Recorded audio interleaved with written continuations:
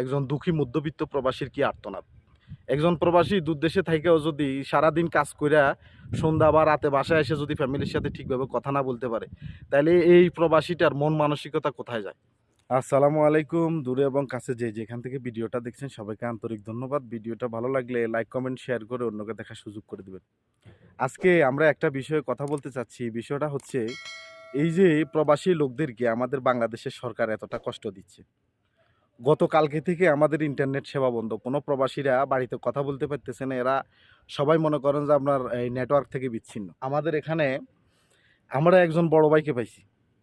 বড় ভাই যে বাড়িতে কথা বলতে পারতেছে না, কালকে দেখলাম যে রাত্রে বিলের মধ্যে একদম শোরগোল অবস্থা। কিরে কি হইছে?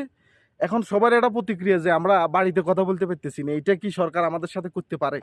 আমরা এখন আমাদের এক বড় ভাইরে পাইছি। আমরা বড় ভাইয়ের কাছ থেকে জানতে চামু যে বড় ভাইয়ের প্রতিক্রিয়া কি? দেশে তো এখন নেট বন্ধ, সবকিছু বন্ধ। পরিবারের সাথে কোনোভাবে কথা বলতে পারতেছে না। কোনোভাবে পরিবারের সাথে তারা সংযোগ নাই।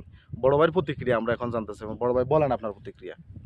ভাইয়া আমি তো বুঝতেছি না। আমি বুঝতেছি না দেশের যে অবস্থা দুর্ভিক্ষ লাগছে, যে মোবাইলের নেট বন্ধ, নাম্বারে কল দিলে পাইতেছি না, না। কারেন্ট থাকতেছে না, এরপরে যে আপনার ইন্টারনেট সেবা তো টোটালি বন্ধ। আমরা কিভাবে আমাদের পরিবারের লোকে যোগাযোগ করবো বুঝতেছি না।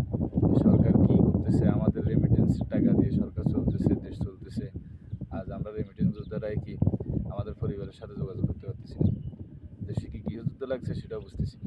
না, দেশে আসলে গৃহযুদ্ধর মতোই। এখন গৃহযুদ্ধই বলা চলে দেশে। বর্তমান পরিস্থিতি আসলে কোন দিকে যাইতেছে আমরা বুঝতেছি না। আমাদের পরিবারের মানুষ কি ঠিক আছে, বাঁচিয়ে আছে নাকি মারা গেছে সেটাও বুঝতেছি না। আচ্ছা। সরকারের কাছে আবেদন, সরকার আমাদেরকে কি বলতেছে? আমরা কি রাজাকার? রাজাকার হলে আমাদেরকে এই দেশের বাইরের দেশে আমেরিকা ভাড়া দিতে বলেন।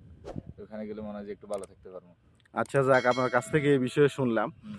এখন প্রবাসীরা একটা ব্যাপারে কথা বলতেছে বেশি বেশি যে সরকার যেহেতু আমাদেরকে আমাদের ফ্যামিলি থেকে বিচ্ছিন্ন করে দিয়েছে, আমরা প্রবাসীরা সবাই মিলে হুম। সরকারকে রেমিটেন্স থেকে বিচ্ছিন্ন করে দেব।